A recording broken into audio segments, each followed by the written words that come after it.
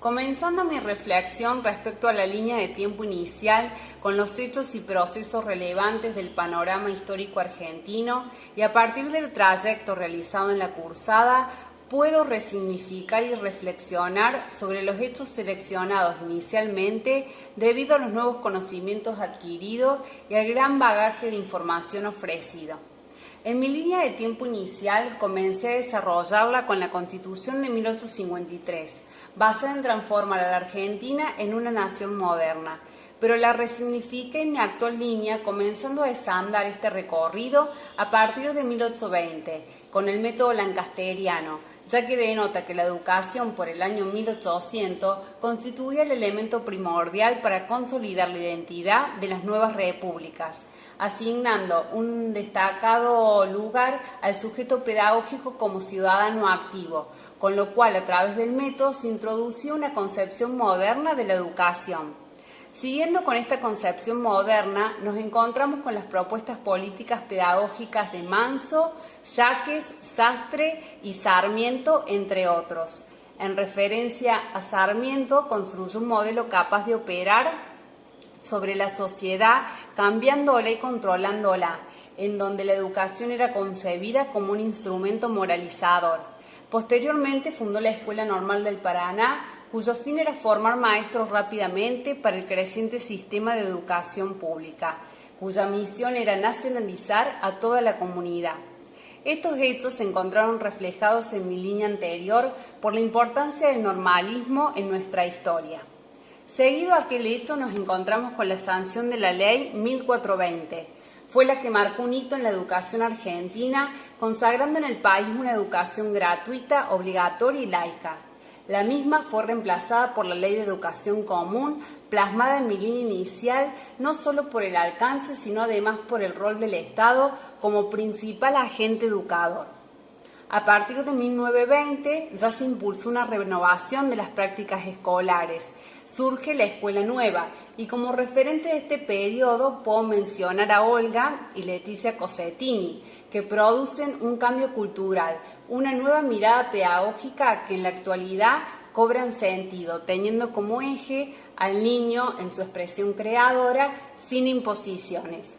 La historia de la educación argentina nunca estuvo ausente entre los temas que preocuparon a los hombres del gobierno del país.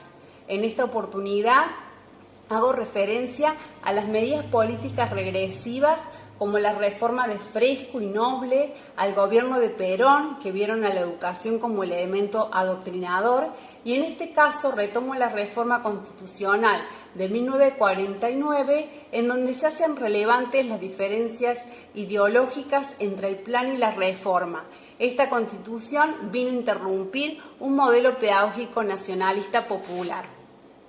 Durante la década de 1960 y 1970, el orden establecido se encontró confrontado a nivel nacional e internacional por un conjunto de procesos de orden político, ideológico y social.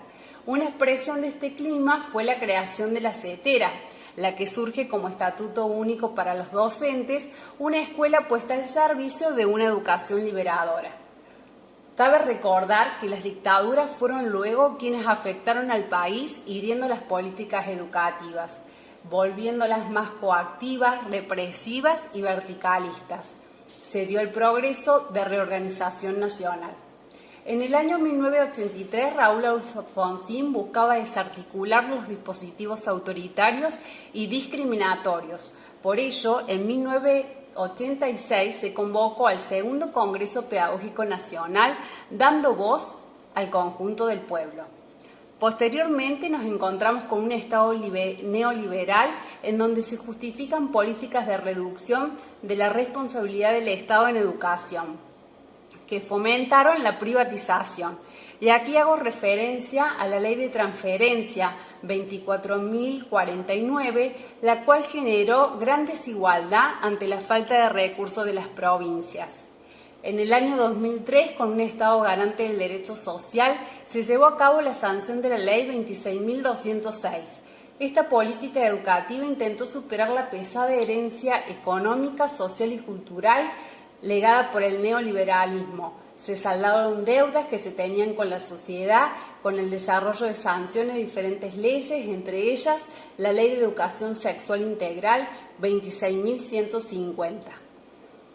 Finalmente llegamos a un periodo actual con políticas que tienden a visualizar los sectores que han sido marginados por muchos años. El Plan Estratégico Nacional Argentina Enseña y Aprende afirmaba la responsabilidad del Estado de proveer educación integral, permanente y de calidad. De este modo, hemos ahondado por diferentes hechos y procesos que han sido sumamente relevantes, no solo desde la historia que nos convoca, sino para mi formación como futura licenciada, permitiéndome intercambios de ideas y debates, una mirada crítica y reflexionando históricamente sobre el pasado que nos acontece, un presente que nos interpela y un futuro que nos compromete.